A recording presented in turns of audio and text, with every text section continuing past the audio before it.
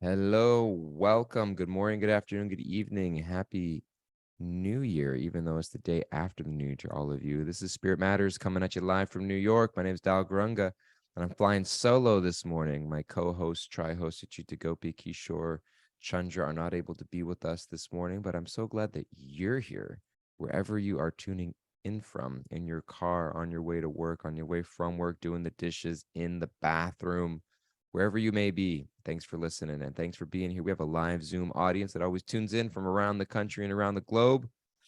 And I'm really happy to be here. This is our first episode of the new year. We did it, guys. We made it into 2023. You made it. And it's our 1 year anniversary. We started this podcast a year ago in the first week of the new year, and we're still here. That's something to accomplish. So thank you for being part of it. Thank you for being part of the journey. We are collecting stories, Spirit Matters stories. We want to hear your Spirit Matters story, which you can send to us at Spirit Matters at bhakticenter.org, Spirit Matters at Bhakti Center, CENTER. I'm realizing that international audiences may have got that one off. BHAKTICENTER.org, Spirit Matters at BhaktiCenter.org. Send to us. We would love to hear your Spirit Matters story so we can connect more deeply. We are running through the Bhagavad Gita. We are on chapter 3, titled Karma Yoga, and our administrative staff confirmed that we are on text 28. This is a great chapter for the new year, I think, because the New Year's a lot of the New Year is about reigniting hope and inspiration and commitment, a recommitment, kind of like resetting ourselves, kind of wiping the slate clean and looking at what we want to do, what we want to achieve, what we want to be, what we want to move forward into, what we want to manifest in the new year, what we want to attract to ourselves, what we want to bring or see happen in the new year. And much of the third chapter very much is about engaging with the world. We have this idea of spiritual life being a withdrawal from the world. But the Gita teaches us very much that spiritual life is a not withdrawing externally, but being able to actually move towards, there's this phrase I like to use sometimes, move towards the messes, so to speak. Not be afraid to roll your sleeves up and trudge through the difficult parts of life, but with a new perspective, with an elevated consciousness, with a renewed sense of understanding about myself, about the people around me, about the circumstances, and with an understanding of a higher reality, understanding that there is a divine loving hand guiding me through this. And if I think that the goal of everything is for things to revolve around me and everything to go the way I think it needs to go, then it's easy to quit once things look a little hard. But if I flip the script, and remind myself that I'm not the center of everything, that I have a homecoming journey back to myself, that I'm in the process of, that this material world is a giant correctional facility for all of us, because I'm suffering from a material disease of I, me, and mine, thinking that, and this is the verse that we left off previously, third chapter, verse 27, one of my go-to favorite verses. I'm even going to read the Sanskrit here. Prakriti kriyamana ni gunai karmani sarvashaha ahankara vimudatma kartaham iti manyate. We don't read a lot of Sanskrit here, but I'm going to read it. Kartaham iti man. This idea of ahankar is mentioned. This word ahamkar, which is the name of the false ego. We talk a lot about ego sometimes. They get a lot of ego, or you got to get rid of your ego. Spiritual life is not about getting rid of your ego. It's about discovering your real ego and differentiating that from the false ego. So there's a real you, and there's there's not just a false you, there are many false yous. There are so many false identities that we layer on and we layer on and we layer on, and we don't even remember what the original me was. It's like a copy of a key. You make a copy of a key, and then you make a copy of a copy and a copy of a copy and a copy of a copy of a copy of a copy of a copy, and it doesn't even really work the way the original key worked anymore. And so it's like that. We've layered on so many identities upon identities upon identities upon identities of ourselves. Like, it's so that when we look into the mirror of the mind, we look into the heart, we don't even know, we've lost track of that eternal self, that immortal diamond, that true us. And so the spiritual life very much is about shedding that false ego and discovering the true ego, the true self. And the ahamkar was the name for false ego in Sanskrit, is ahamkar. I am the doer. I make it happen. I'm the one that is moving all the gears, and everything revolves around me. It really is, in essence, it's a forgetfulness of our higher power. It's a forgetfulness of God. It's a forgetfulness that I am a light bulb that needs to be plugged into the light socket. I'm a light bulb that needs to be plugged in to the power unit. And so if I think that I'm just a light bulb on my own, shining in my own light, there's a forgetfulness. I am luminous. I have the capacity to shine brightly. That I am an emanator of light, but I need to be plugged into the light socket. I need to be plugged into that power source. And if I forget that, then I have a misinformed, incomplete understanding of my identity. So the third chapter, entitled Karma Yoga, is not to forget all of the wonderful gifts that you have. It's not to forget and put aside all of the beautiful, beautiful ambitions that you may have, the beautiful uh, gifts that you've been bestowed upon, all of the beautiful things that are uniquely you in this life. All of those things, all of the quote unquote material things about ourselves that make us who we are in this life. But it's to remember to plug it back into the light socket, to not think that it's like a dismembered limb of a body or a branch of a tree that has fallen from the trunk. That we have to reconnect ourselves back to source and dedicate those gifts to a higher cause. And then we find fulfillment and become complete. So that's this verse. I read the Sanskrit, but I never read the translation 327. The spirit soul bewildered by the influence of false ego, that ahamkar, that sense that I'm a dismembered limb, I'm a branch broken off from the tree, I'm a light bulb disconnected from the socket. The false ego thinks themselves the doer of activities that are in actuality carried out by the three modes of material nature. That my body, my intelligence, my mind are all products of matter that are governed by these modes of nature. And in a lot of ways, I'm subservient to all of it. I can't even control. Like, you think I'm so in control, try not blinking. Try not going to the bathroom. we are try staying awake and not sleeping. These bodies themselves, we are governed by the rules of nature that move us in certain ways. So that's where we left off.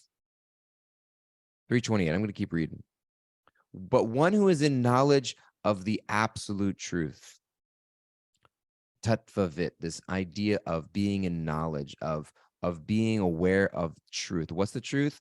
I am an eternal spirit soul. I'm not any of these bodily identifications. There is a supreme higher reality, a divine higher person, God, divine spirit, the absolute truth, higher power that I am connected to. One who is in knowledge of the absolute truth, Almighty armed, does not engage himself in the senses and sense gratification, knowing well the differences between work and devotion and work for fruitive results. Purport, commentary. The knower of the absolute truth is convinced of his awkward position in material association. Awkward position. We're in an awkward situation here. I'm a spirit soul encased in matter. My fuel is love, and I only find satisfaction in giving and receiving genuine love of the soul. Yet I find myself trying to slurp out whatever kind of subpar material enjoyment I can from some sort of cheap validation or competition or a dominance or wherever it may come from in the material world, driven by FOMO or some sense of false. The search is real, the need is real, but the way I go about it, the strategies are flawed.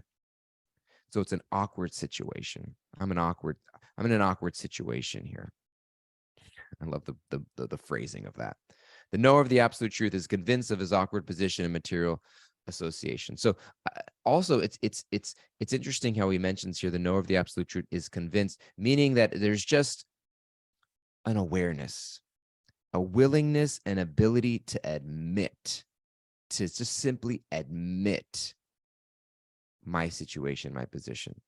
And I think that becomes the beginning point of spiritual life.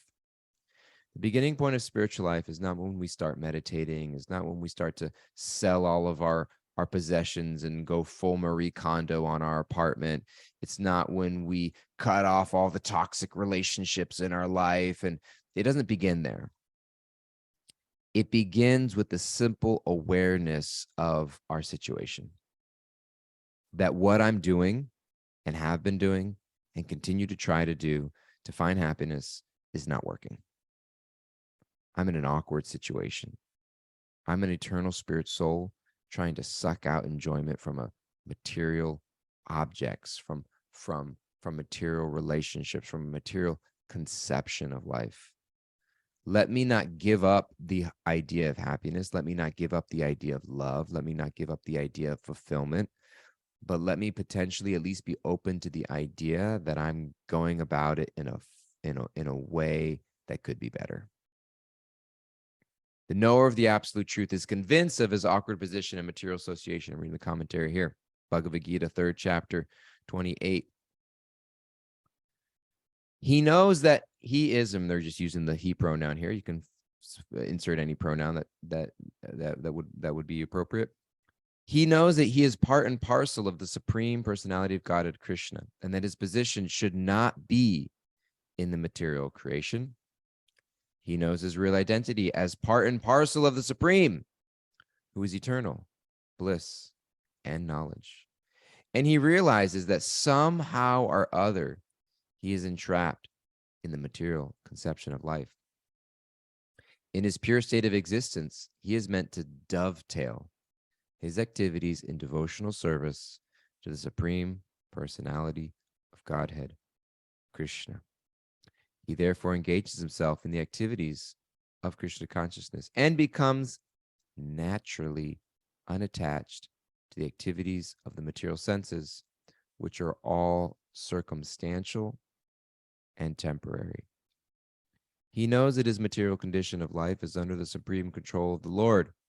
Consequently, he is not disturbed by all kinds of material reactions, which he considers to be the mercy of the Lord. That's a tough one, and that is an aspirational state of being. FYI, we work towards that. It takes time. We're not there yet. I'll read that again, though. He knows that his material condition of life is under the supreme control of the Lord. Consequently, he is not disturbed by all kinds of material reactions, which he considers to be the mercy of the Lord. That is a muscle that gets developed. That is something that is cultivated over time. That is a practice. There's a couple things that were mentioned here. One is the dovetailing of our activities to a higher purpose. So there's a difference between, and I love how Kishore mentioned this last week, there's a difference between karma and karma yoga. Karma is just material activities that are sub what do I want to say, that are subject to the laws of material nature, action and reaction. What you put in, what you get out, what you give, what comes back to you. Karma yoga is an idea of breaking that cycle by inserting another variable into the equation, which is the G factor, God, higher power, something beyond the material. And you start to recognize, I want to dovetail, I want to dedicate, I want to align myself with God's plan for my life, and I want to give back. And so I want to give back. And that becomes simply a meditation in the mind. So meditation is not just sitting cross-legged in your living room, closing your eyes and trying to listen to your breath for 10 minutes. That's a form of meditation. But meditation, there's also a moving meditation through life where I'm just remembering, is also a form of meditation. Just taking the moment to reflect regularly, God's gift in my life. When you eat, when you sit down to eat, and just, can you just think and reflect on the miracle of what's happening in that moment? That the food was grown somewhere from the earth, that was nourished by the rain and the sun, which provided the nutrients that nourish this entire organism of material body that I'm inhabiting, which in and of itself is just this miraculous machine that's functioning in a way that we still don't completely understand every nook and cranny of this creation. And you just start to just kind of recognize, let me before I just kind of shove this down the hatchet into my belly, let me offer this back. And I may not even know the name. I may not be comfortable giving it a name. I may not be thinking in terms of form or in terms of this. It may be an energy. It may be a person. It may be maybe you're willing to take that step and say, Krishna, whatever it may be, can I at least just like recognize that I'm just a part of this greater operation here? And let me offer that back. Let me offer that back as an example. I love music. I love to work out. Whatever it may be that you're doing, can I think, you know what? There's one of my favorite lines from this movie. I never saw the movie, but I heard the line from Chariots of Fire. Chariots of Fire is a movie. Dun, dun, dun, dun, dun, dun. Dun, dun, dun, dun, dun, dun, dun, dun, dun, dun, dun, dun. I don't know if that reference is still made, but it was big when I was growing up. And someone's like running to the stat, and then it goes into slow motion. It's about an Olympic runner, and he says, "I believe God made me for a purpose, but He also made me fast. And when I run, I feel God's pleasure." A simple meditation of our gifts and remembering where they come from and offering them back in the mind.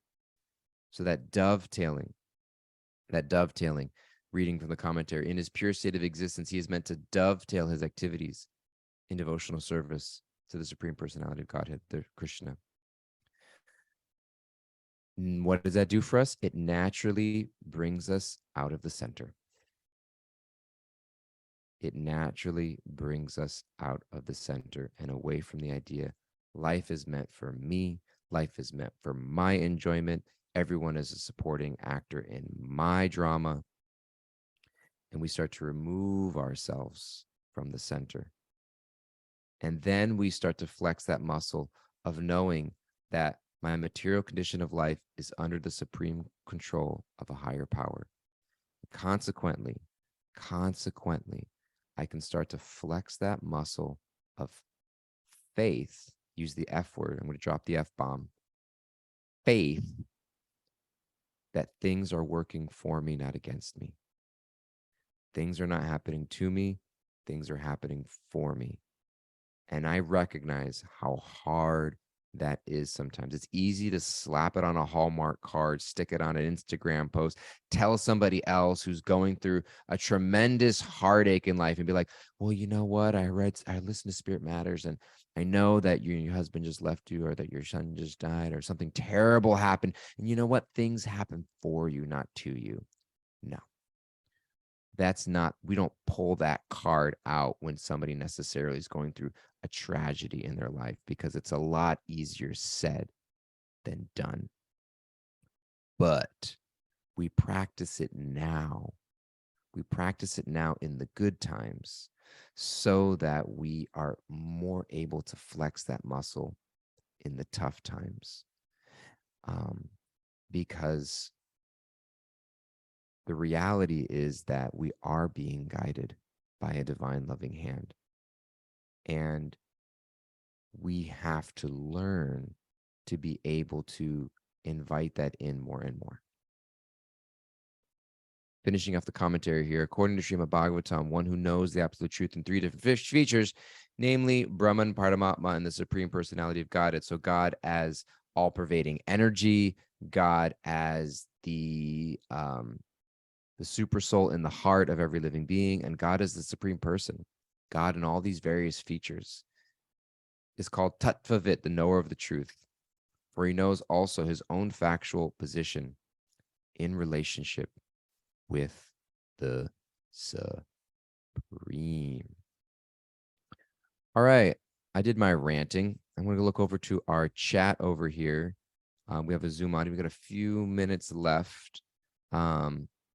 Few chats over here I'm going to read in our Zoom chat. I keep reminding myself to perform all tasks as offering to Krishna, which also means I have to find some joy or happiness in that task, because I do not want to offer Krishna scowls and grumbles or anger. Yes, beautiful meditation there. Shutting down. Let the light shine into the darkness, polish our vision to focus on Krishna and witness him through us. Been focusing on acceptance and perception, change myself. This world, these lives are troubling, but Krishna makes everything sustainable. Beautiful. Moving on down. Yeah, thank you. All lots of beautiful, beautiful comments here from all of our beautiful, beautiful people. Last one was, that has been my mantra since Friday. Faith over fear. Working so hard for the household, not accepting thanks, just working because it is right to do, even though it hurts the body very much. Gave the effort to Krishna, which made it worth it. It prevented tears for me.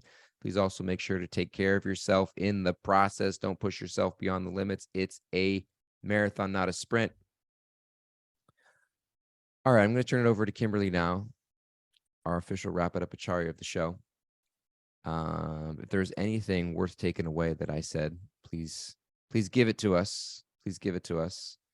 And if there's anything you want to make up that I didn't say that you felt you should insert in there, because nothing I said was of value and we want to make sure that people walk away with something, please put it in there too. Thank you, Dayal. It was all of value. We're taking away that we are like light bulbs that emanate light when we are plugged back into source.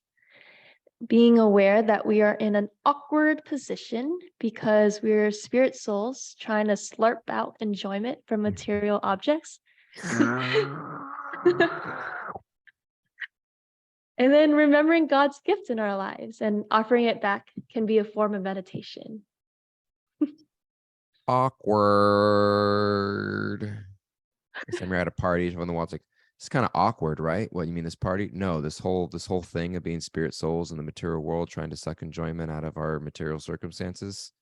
It's kind of awkward, right? And then they'll be like, yeah, that is kind of awkward. All right, guys. Love you so much. Grateful for all of you. Thank you for being here. Thank you for being part of our family. We love you tons. We look forward to seeing you again in the future. Please be well, take care, and we'll see you next time. Bye-bye, everybody.